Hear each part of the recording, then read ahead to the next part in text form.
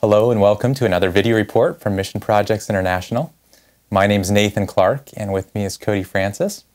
And we just recently returned from visiting the Democratic Republic of Congo in Central Africa. We had originally visited the Congo 2 years ago and were so impressed with how the Lord was working there and how He was using a local missionary, Celestin Kasongo, in the work there. And if any of you would like to see that report, please request it from us. We'd be glad to send it to you. But we wanted to go back again and to visit and see how the Lord had continued to work. We'd been receiving reports from Kasongo, but we wanted to see it for ourselves on site there. Yes. So for those who had not seen our original report, Cody, tell about Congo. What's it like to be there? What is the country like? Well, when you first get to the airport in Kinshasa, it's a busy mess, actually. But once you get outside of Kinshasa, it gets a lot better. And so, fortunately, we didn't spend too much time in Kinshasa. That's the capital city where you fly into. But we went out to the province of Bandundu and flew into the city of Kikwit. But once you're out there to where Brother Kasongo is working, it is very, very peaceful because there's no electricity and there's nothing like that, so there's not all the noise that comes with it. There's very few roads, so very few vehicles. That's right. It's you hear a lot of the sounds of nature, and the sights are really beautiful too. It's sometimes you feel like you're in a National Geographic video or something, just seeing the classic African terrain. And it's very interesting because you walk one direction, and it's these wide, sweeping hills with just grasses. Grasses so tall some places you have a hard time seeing. They call it the Great Bush. The Great Bush, and that it is. And then you go the other direction, it becomes much more moist and jungle-like. And even so much, we're into the valleys, it's a swamp down there. And so it's very intriguing seeing the difference between the wide open expanses and the swamp area. I love seeing it, the beauties of it there. Another part that I enjoy is just meeting the people. Yes. And what's it like to live in Congo? What's it like to live there? Well, it's a lot harder than what it is here. It's much more physically demanding. First of all, what they live in is just simple native huts. And they put up upright sticks and then chink it in with mud, and everything that is used is native material. I don't think there's a nail that's used in a lot of them. They just use lashing from the bamboo or whatever the different materials that they have discovered work the best for rope and things like that. And just grass roofing most of the time. But it's very comfortable. It keeps it cool during the hot equatorial sun. And often we noticed that they would cook outside, cook all of their food outside because you don't want the smoke going up inside your house. They virtually live outside, and inside is just to store some things and to sleep, basically. It seems like everything goes on outside. That's right. Tell our viewers about what it's like to eat there. What's the food? How often do they eat, and what do they normally eat? Well, we didn't have the normal bill of fare, but for the local people there, their primary staple is what they call fufu. And it's throughout Western Africa, fufu is common. yes, different ways of making it, but it's still the same concept. And that's cassava, which they grow. You see cassava fields growing many different places. And then they dry it. You see the cassava drying on the roofs and things like that. And then they pound it. Pound it once it's dried into this coarse flour. Add it to warm water and stir it up. And what you have is fufu. And generally they eat it with their hands, with dipping it into another more more savory type of dish, something that makes it somewhat more palatable. Yes, more palatable. And so that's what they eat, and it's generally, I mean, they talk about, well, they need to go find something to eat. Virtually, for a lot of them, it's if they can find something to eat that day or not. Now, out in the bush country, it's better than in the cities. In the cities, people can go hungry for days. I mean, people we met that said, oh, we eat 3 times a week or something like that. Yeah. But out in the bush, I would say, generally most people get at least 1 meal a day, frequently 2. Yes, and often they can grow it themselves. Yes. So it's helpful there. Last time we were there, the political situation was rather tense. What was that like this time? Well, it was much more comfortable because we did not have Secret Service agents, at least that we knew of, anywhere. That's true. And when we were there last time, within half an hour, there were Secret Service agents there at the door, and wherever we went, there were Secret Service agents. This time, I know we talked to a few, but it was not near as numerous as before, and just the overall climate was much more relaxed. They've just had their elections, they passed, they were peaceful, which was a miracle to everybody. Yeah. And we were very thankful. We were very, very thankful. And so it was just more of a relaxed, calm political atmosphere, which was indeed a blessing. Yes, absolutely. We were so thankful for that, and we were so thankful to see how the Lord has been developing the work there. Yes. And tell about the work and how has it progressed since we were there last time? Well, it's really been expanding. When we were there, we were just meeting under palm leaf structures. Didn't keep anything out. Wind, rain, sun, really anything. Chickens.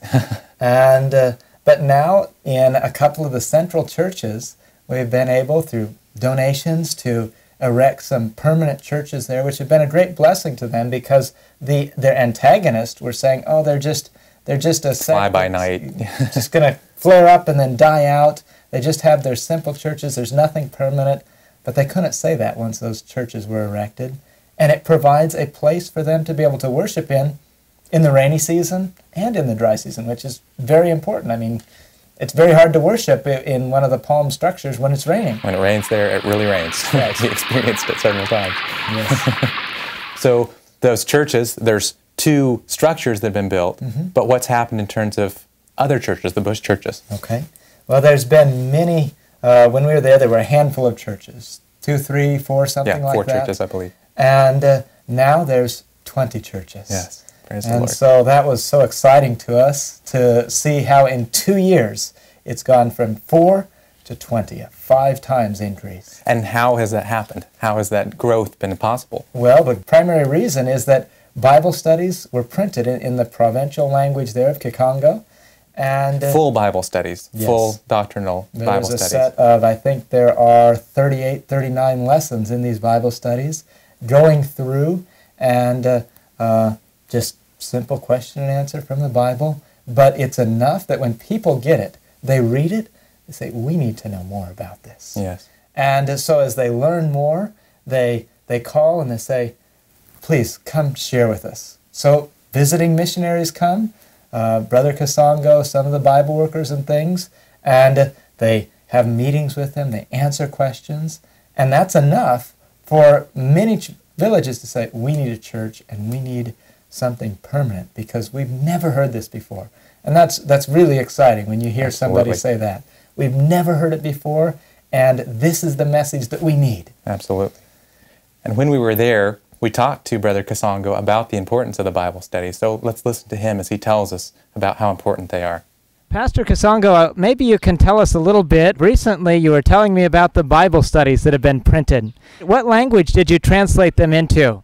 Yeah, I have translated in Congo, the provincial language. Okay, so this is the language spoken all through the province of Bandundu, yeah. Which is a large province, isn't it? Yeah, this is the largest province in my country. Okay. Now, how many Bible studies were printed? We printed them 10,000 of copies. How long ago was that? 1 year. Now, how many do you have left now? Not more than 15. So all but 50 are gone. Yeah. So they've gone to the different people. Now, how did you distribute the Bible studies? Some I sent to some missions The other, I was distributing them to the market. Now, do people from other villages come to the market as well, or is it just the people here in Masongo? The people from many villages come from the market here. Okay, and when they get these Bible studies, they go back to their villages, and what happens then? What happens is they are very interested, and then they need someone to explain them. Okay, so they study the Bible studies, and then they ask you to come, and there's been 10, 15 new churches started because of these Bible studies being distributed. Is that correct? Of course, that's correct. Okay, now are there other villages that have gotten the Bible studies and want to know more as well? Yeah, there are many villages who want to know more. So when you start a church in an area, as they have learned the message through the Bible studies, then how is the church nurtured? We send there a Bible worker who is there to feed God's people with the spiritual food. Well, it's so interesting just to see how important the Bible studies are to their work there. Yes. And how they've helped start these new churches. The other part of the work that we looked at last time was the schools. Yes. And how are the schools doing? Well, there's been a rapid increase of the schools, just like with the churches. And the reason for that is because when a new church is established, there's almost always a need to establish a school there. Because if there are schools there, the new believers are generally, the children are kicked out of the schools because the classes are on Sabbath, the exams are on Sabbath. And Or so just prejudice. Or prejudice, yeah. So it becomes very difficult for them. But in many of these villages, and we visited a couple, there was nothing in these villages. No church, no school, no anything. Yes. And so when the church comes and they say, we need to teach the children not just to read and write and do arithmetic and that type of thing, but we need to teach them spiritually as well. And the village says, we need a school. And it's helping the village. And so thus, because it's helping the village, then they're more interested in spiritual things as well. It's a great wedge to get into the village. Yes. How many schools are there now? I believe there's 10 to 14, something like that, in different villages. And it's just, it's so wonderful to know that here's a village where there was no school before, like Kikama, where we visited last time. That's right. And now there's a school there. Now the children are being educated, not just in the principles of this world, but preparing for heaven as well. That's right. Well, it's been such a blessing to see the work and how it's grown, how it's changed. In our next segment, we're going to be looking at our trip, where we went and where we visited.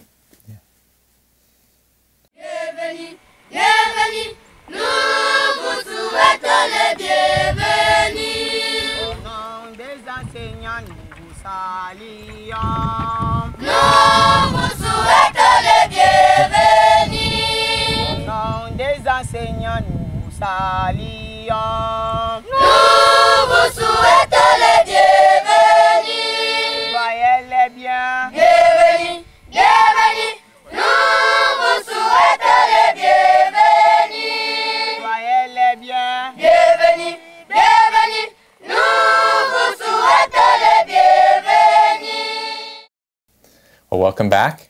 In this section, we'd like to talk about our trip to Congo. And Cody, why did we go to Congo this time? Well, it certainly is a long ways to go, and it's not exactly a tourist destination. That's true. But we were going there to see the work and to encourage them. I mean, that's a big thing. It's very encouraging to them to see foreigners from somewhere else that are there to minister to them and strengthen, and to plan for the future, to see what can be tweaked in order to help the work advance even further. Absolutely. And there's 20 churches now. We wanted to see as many as we could. Yes. It's a little bit challenging to get around and see churches there. Why is that? Well, because really the only reliable way to get anywhere is by foot. And there are long distances by foot as well. These churches are not very conveniently grouped together. They're all over, just wherever requests have come in from. Yes. And so they're all within walking distance, but it might take 2 or 3 days to get to some of these churches. Long days walking. Right. So we wanted to see several of the central areas. There's kind of hubs. 3 different hubs where the work is branched out from there. And so we were able to make it to each of these hubs. Yes. So we started in Masongo. Yes. And in our last report, you went to Masongo. Tell us about Masongo. Well, when I was there at Masongo 2 years ago, we walked there, and then it was raining, and we had a meeting in a dripping palm leaf structure, and it wasn't the most conducive for a meeting, but we had a meeting anyway. Well, since Masongo has kind of become the center, and it's the central trading area, there's a central market there, and people come from all of the different villages to Masongo, and so it was important that the work be established well there. Mm-hmm. And so right by the main road that goes to Kinshasa, doesn't get a lot of traffic other than foot traffic, but still right by the main road, they were able to find a lot, and they've built a church there. And the Sabbath we were able to spend not under a dripping palm leaf building, but in a church. Not quite finished yet, but still they're able to worship in it, and it's going to be very nice. Very nice, absolutely.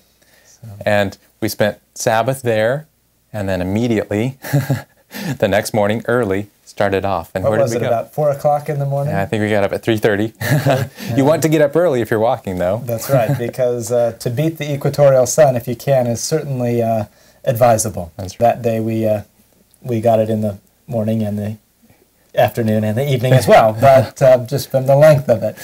So we were headed off to Zondu, actually. That was actually the first place that Brother Kasongo started working in.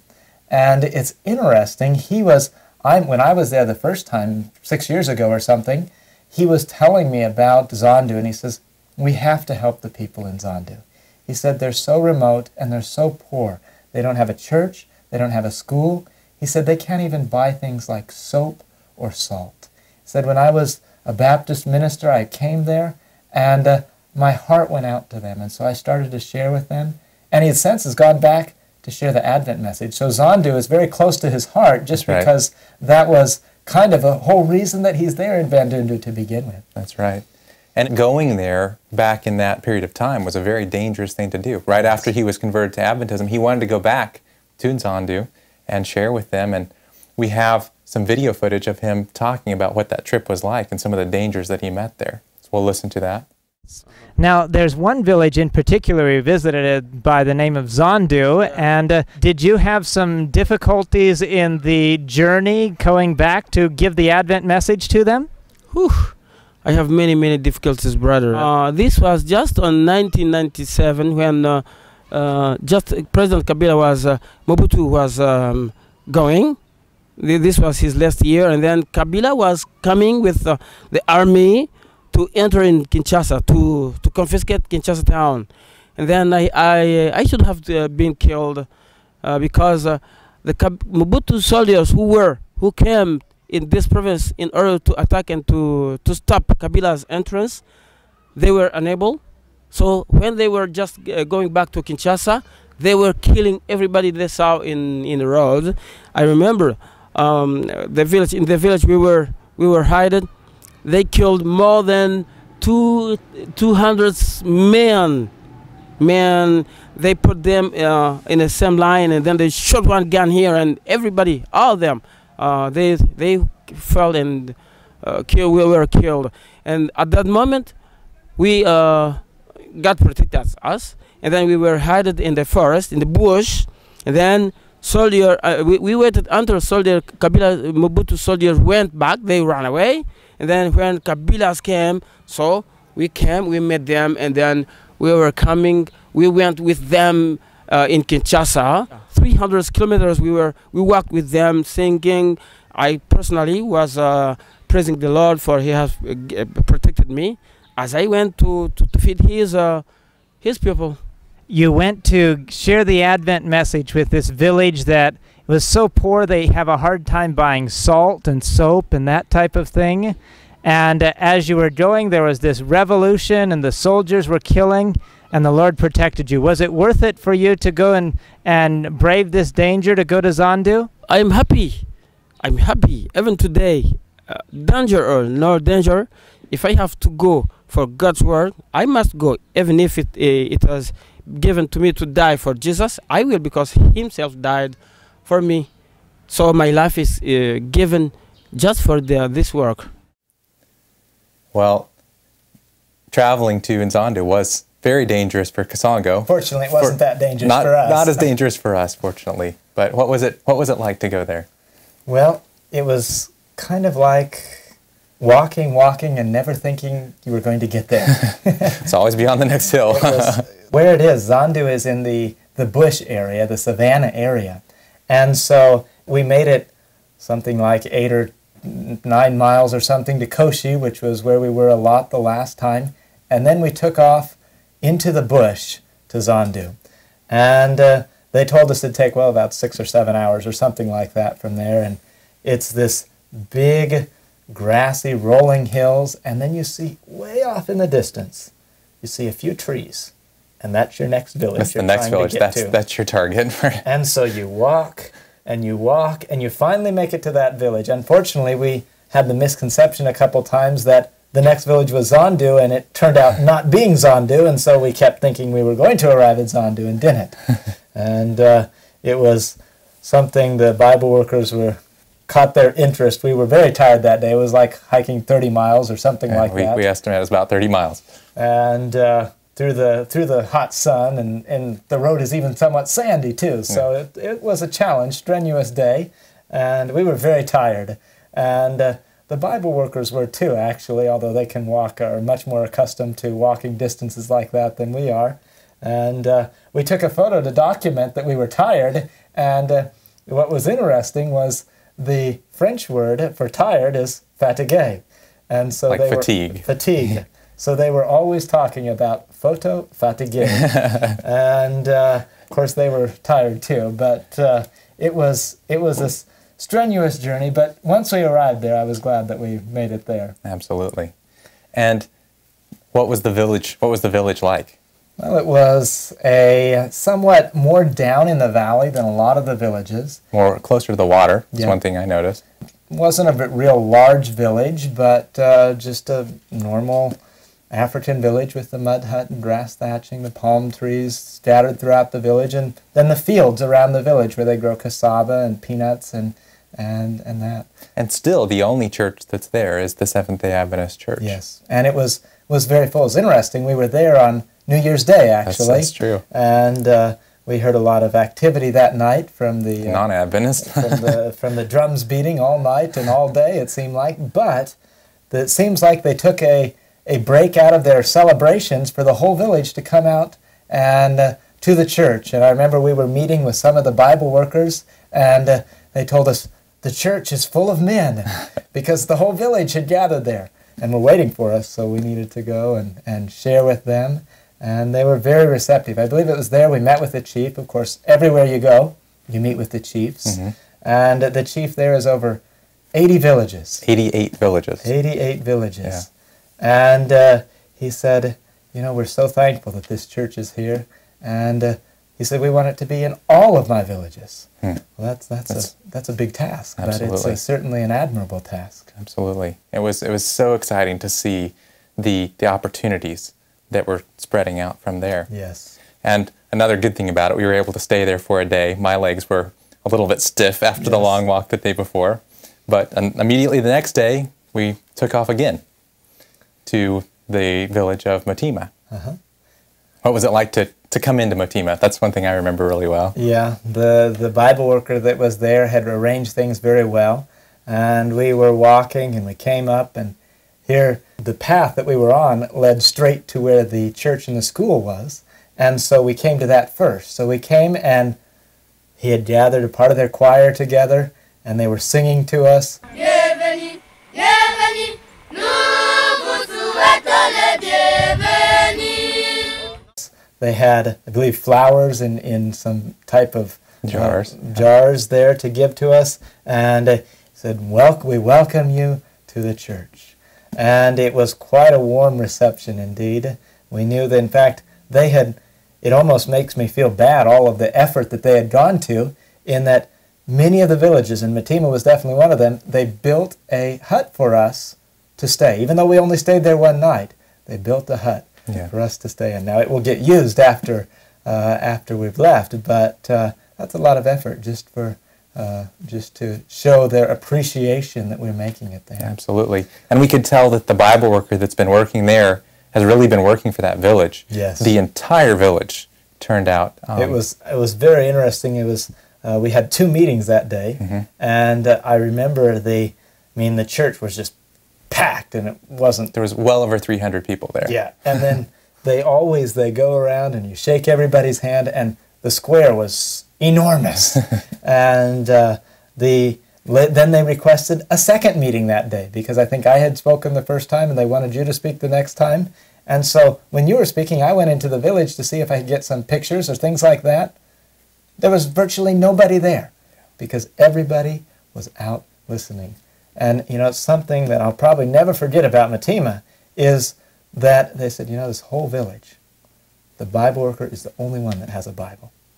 An entire village without a Bible. Yes. It's unfathomable to us. And it's a large village, yeah. good-sized village. And they were sharing, and at Matima it shows how much a school or a church doesn't need to be much, and they're very happy for it. Of course, they would like it to be developed more, but there they just had, for their school, they were just sticks in the ground, and they were operating as a school. Not even a roof or anything over the heads.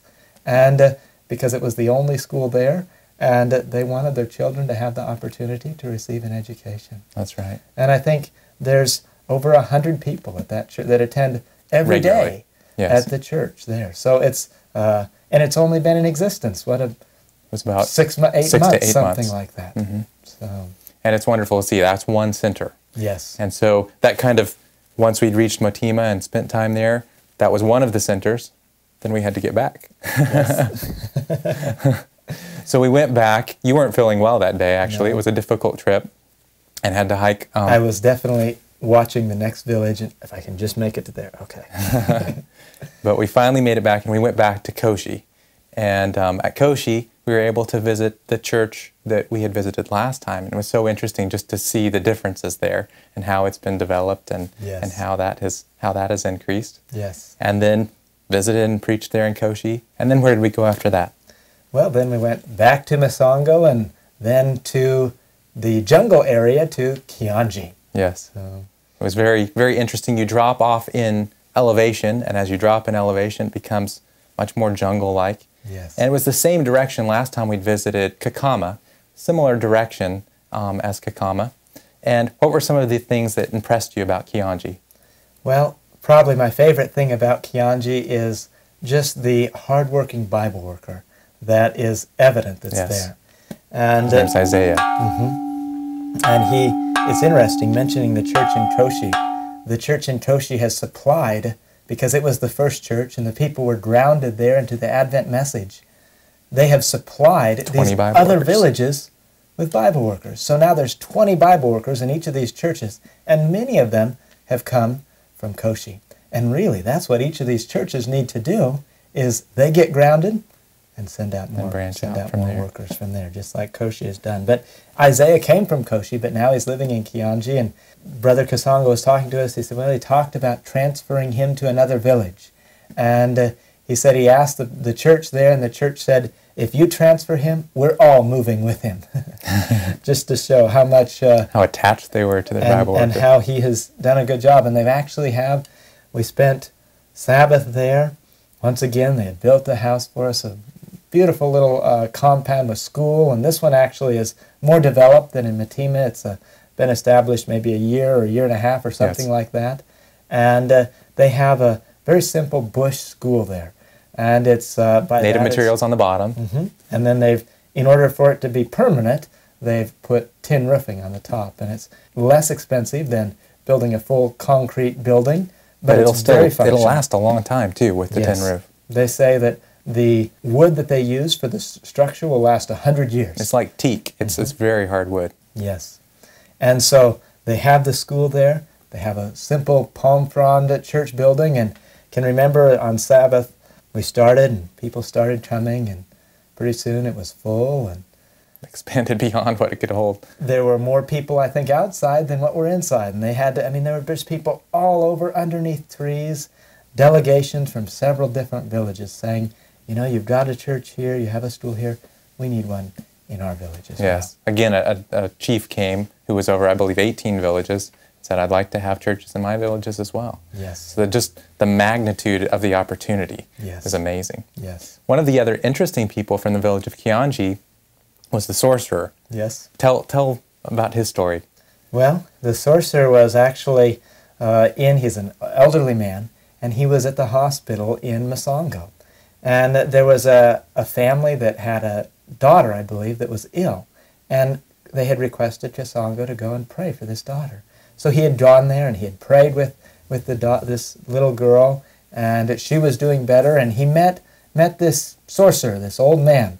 And he began, he was just burdened. He didn't have any peace.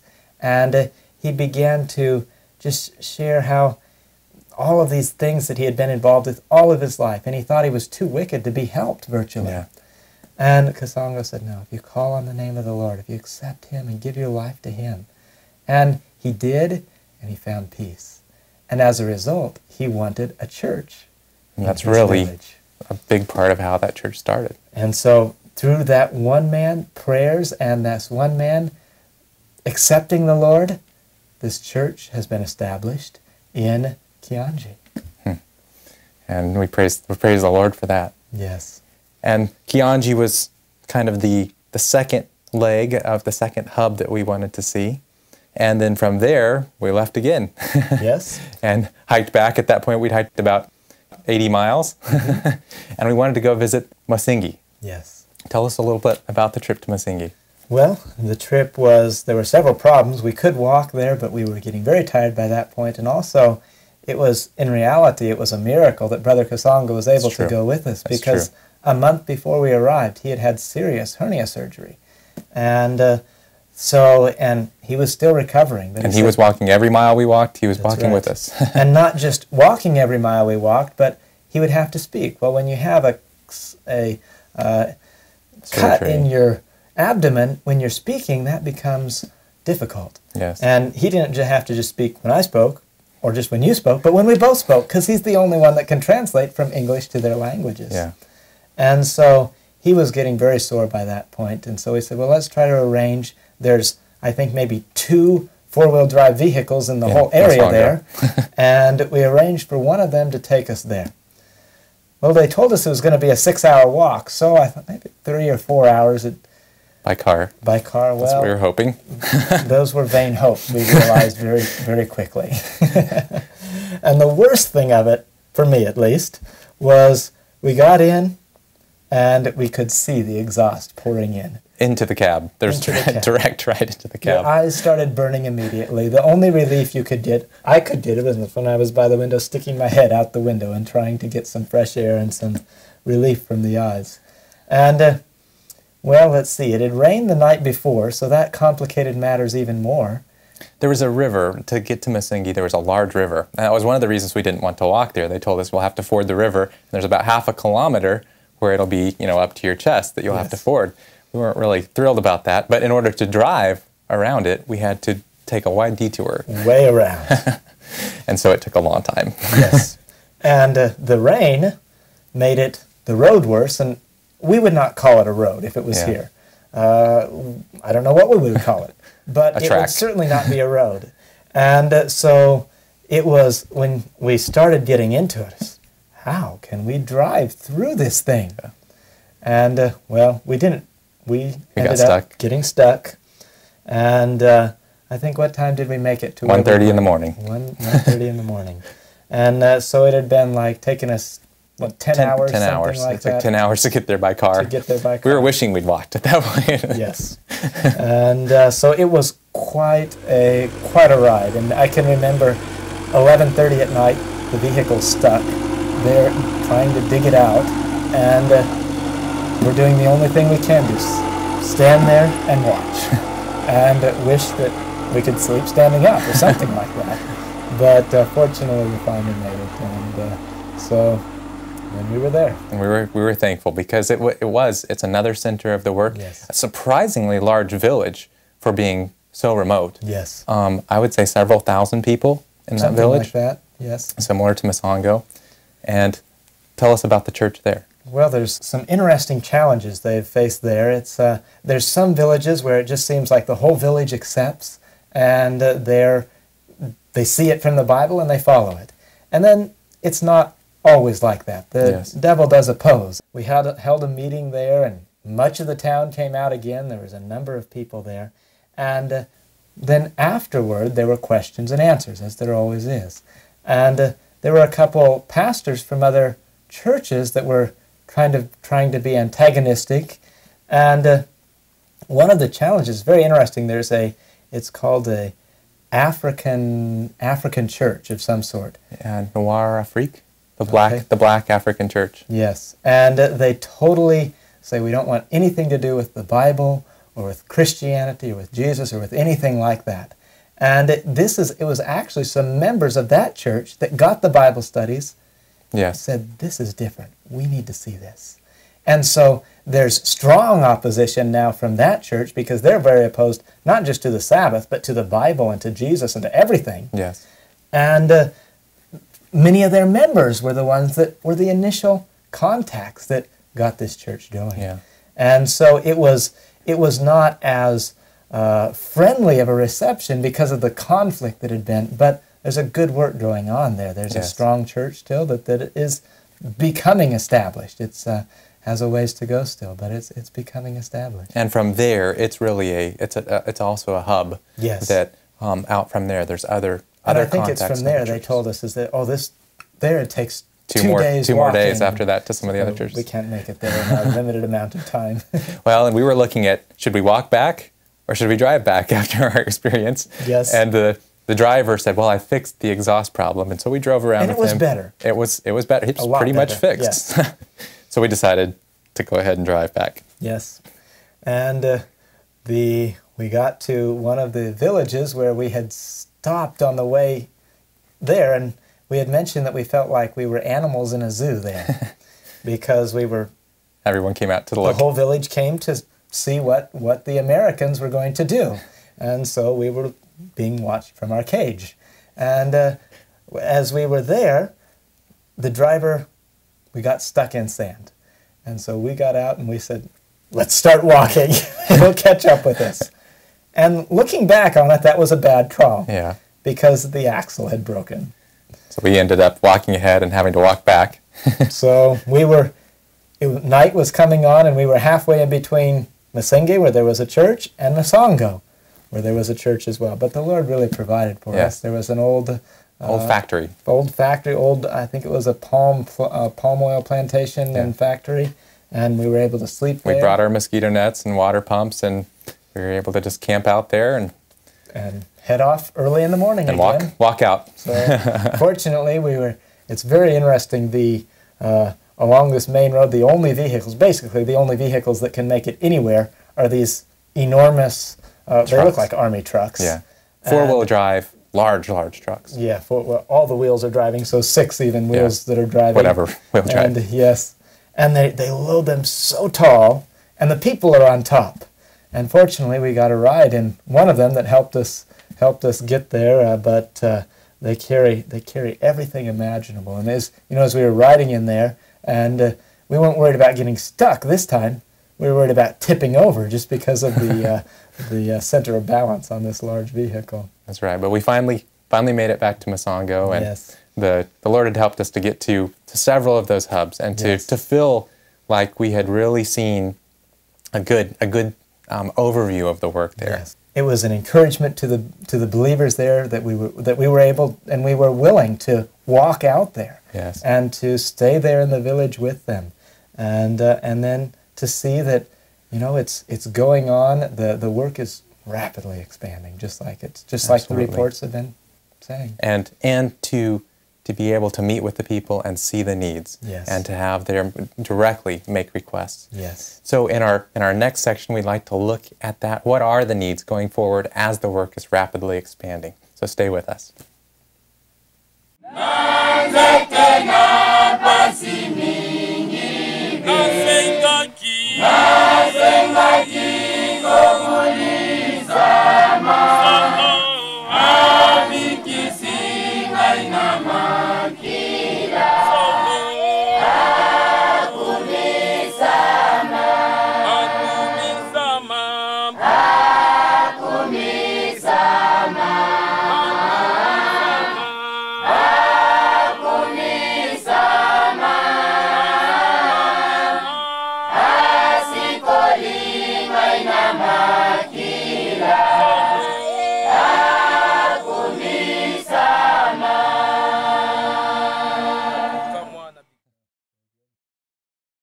Well, welcome back. We could continue to tell stories about our trip and how the Lord blessed and how the Lord protected us on the trip, but we'd like to look to the future. And what are the plans for the future in Congo? Well, that's one of the most exciting things to me, because we look at what's happened in the past. We look at how there were no churches there. They'd never heard of the Sabbath. They'd never heard of the three angels' message. They'd never heard of the Seventh-day Adventists. Seventh-day Adventism had never made it to that part of Congo. None at all. And Brother Kasongo moves there. He starts to do what he can, and a church springs up. And from that church, now there's 20 churches. And from that church, now there's 20 Bible workers at each of these other churches as well. Yes. And so we've had a rapid multiplication of the work. And so as we look at that, that's what can continue to happen. And that's what, by God's grace, we need to pray and help that will continue to happen. Absolutely.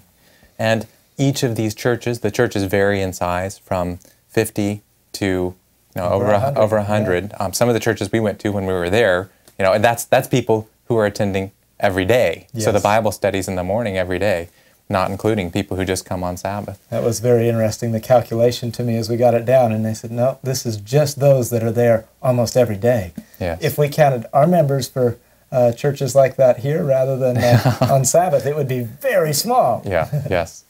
But in the future, there's many, many people who need to be baptized. Yes. There's been many baptisms already, but you look at 20 churches, most of them are just getting grounded in the faith. And so we just advise them every few months, just keep having more and more baptisms. Yes. And I imagine very soon there's going to be dozens and hundreds of baptisms. And as there's these baptisms and people continue to study, continue to grow, then as these members that have made that stand, as they become solidified in the truth and work in their church, then the brethren will see it's right for them to be sent out as missionaries into other villages as well. Absolutely. Because the cry, you remember, how many villages ask for more churches? Well, just the chiefs that officially came and asked was over 100. Yes. Well over 100. Yes. Villages. And I've received communication since we've been back. Delegations came after we had left saying, we need churches in our area too. There's just, I don't think it's exaggerating to say hundreds of villages there could be churches in. And just keep expanding like that. And that's the wonderful thing about what's happened here is there was a work started and it was established, and then the workers are sent out as missionaries again. And that could happen. That was God's original model. Expanding and expanding. And so as we look at that, the possibilities are absolutely endless. Mm-hmm. And what are the needs as we look at there in Congo? Well, there's a lot of needs, of course, and I would put the greatest need as a need that's existed for thousands of years. Yes. Jesus mentioned this need. Jesus said in Matthew 9, he said, the harvest is ripe, but the laborers are few. Pray that the Lord would send laborers into the field. And that's a prayer that Jesus commanded us to pray. And we can see it everywhere. But there we can see it especially because Absolutely. The reason that there are only 20 new churches is because there's only 20 Bible workers. That's if right. there were 40 Bible workers, there could be 40 new churches. Yeah. And so the age-long need of workers there. Now that's not something that we can just plant workers there per se, but we can pray as Jesus commanded us to even, that the Lord will send workers into the field. But there's other needs too, of course. It's such a impoverished area, and when they're living on so little, there's very little that they can do. One of the things that just, I could hardly believe it, entire villages without the Bibles. As I look at my home, I don't know how many Bibles I have in my house. And here's a large village, and they don't even have one Bible there, except for the Bible worker that's now moved there and who has a Bible, and he is teaching them. And they're so eager to hear because they've never heard from the Bible before. And we need to get them Bibles so that how can they become grounded in the faith without a Absolutely. Bible? And so Bibles are an essential need. And generally on the list of requests, they would often come We'd like to have a church, we'd like to have a school, but Bibles were always on that list and always near the top. Yes, yes. Another need that we could this trip helped us to sympathize with them a little bit. Bicycles. A bicycle would help tremendously.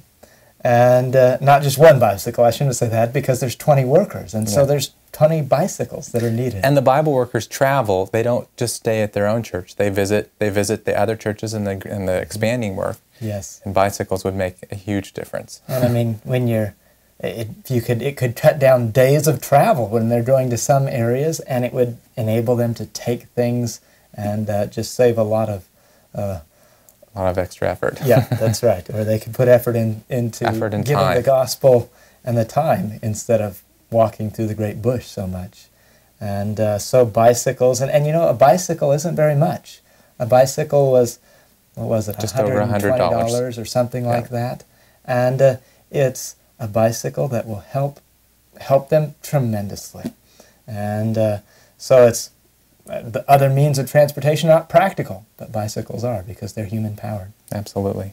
So, and then, as you mentioned, there's every place we went, we need a school and we need a church. And we've already mentioned how important the schools are, how it helps to, it gives the new believers a place to send their children, it brings new believers to the church, and it educates the children for eternity as well. And so, and you know, it doesn't need to be extravagant. They start with just a bush church, right. bush school, but you can take that bush church and bush school and convert it into something with not as much cost, into something that's very usable. That's right, that's right. Just the mud walls and the metal roof, and it becomes fully functional. And so churches, schools, and we actually talked with them about that. So, you know, in these major centers, Koshi and Masongo, we put a cement building there, and that's needed in those major areas. But we said, in the smaller villages, would it be all right to have these simpler buildings? And they said, oh, I remember one man said, oh, I'm so thankful you said that, because that means more of us can have churches. Rather than spend a all larger in one amount. Location, Yeah. or several locations, but in each of these different areas. Absolutely. Then, you know, something else that is why the work has expanded so much. Bible is studies. Simple Bible studies. And when you get a full message in the Bible study, there's still cost to it. I think it costs a little over $1.25 or something to print one set of Bible studies. But in 1 year, there were 10,000 printed. 1 year. They're all gone. And they're very much, I mean, the basis, the foundation for why many of those churches have been formed. And that is what has these Bible studies, because they get those Bible studies, because they look up the verses, they become grounded Adventists from these Bible studies. And without that, it would be much more difficult for them to become grounded Seventh-day Adventists. And so it solidifies the members, and it absolutely is the most evangelistic effort that is yielding tremendous results. Absolutely. So what can we do to help with these needs? Well, there's, when you see all the needs, it can be somewhat overwhelming, but there's something that each one of us can do. Paul actually asked for this several times, but in the book of Colossians, chapter 4, in verse 12, it says, Epaphras, who is one of you, a servant of Christ, saluteth you, always laboring fervently for you in prayers, that ye may stand perfect and complete in all the will of God. Says he was always laboring fervently in prayers. And, you know, it touched my heart. Brother Kasongo would say sometimes, are you praying for us? Yes. He says, we're praying for you. Every day. Every day. He says, we need to know that you're praying for us. And we need to pray for them there. Absolutely. I mean, it's an area that the message has never gone before. And because of that, it's an area that needs special attention. Yes. Because it's never gone there before. And the third angel's message has to go to these villages 90, 100 kilometers away that you have to walk to. And they're doing it. And we need to pray that the Lord will sustain and help them. But it's not just that. We're told very clearly in a statement here in Testimonies, Volume 9, It's page 49. She says, we are to place in the Lord's treasury all the means that we can spare. For this means needy, unworked fields are calling. From many lands is sounding the cry, come over and help us. Our church members should feel a deep interest in home and foreign missions. Great blessings will come to them as they make self-sacrificing efforts to plant the standard of truth in new territory. The money invested in this work will bring rich returns. It's an investment. It's an investment. And we need to realize it as that. And she says, whatever we can spare. She says, the needy, unworked fields are calling for means. And you know, it's so true. And a little bit goes such a long way. That's right. That's right. A Bible costs $8, $9, something like that, but yet it's a Bible in the hands of a family that will lead them and solidify them in the message of present truth. And you can build churches there for what you couldn't even begin to think of building a church here. You can support a Bible worker there for $35 a month. $35 a month. You can Living wage. That's there. right. And she says, all the means that we can spare. What we can spare, and we need to ask the Lord and say, Lord, how can I help? We all need to pray. There's no doubt about it. They're praying for us. We need to pray for them. How can we help to put Bibles in their hands? How can we help to give them a dry place to worship for half of the year when it's the rainy season? How can we help to get a bicycle, to help a Bible worker go further? And the Lord is doing such an amazing work there. As you see it just expanding so rapidly.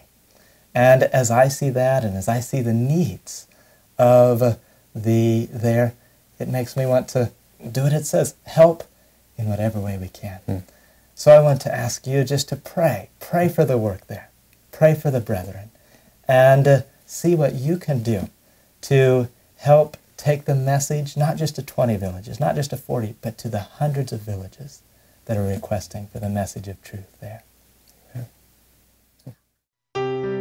If you have questions or would like to support this project, you may write us at Mission Projects International, P.O. Box 59656, Renton, Washington 98058, or call us at 1-800-467-4174, or email us at info@missionspro.org.